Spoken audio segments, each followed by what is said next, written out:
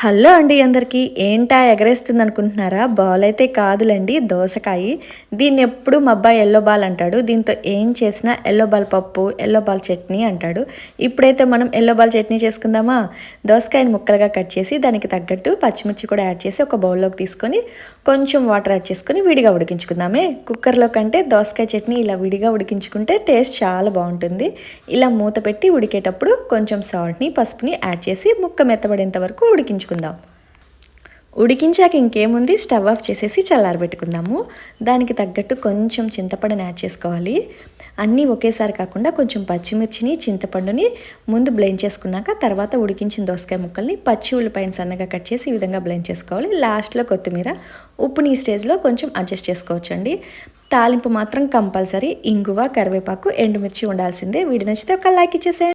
Hello అండి అందరికీ. ఏంటా ఎగరేస్తుంది అనుకుంటున్నారా?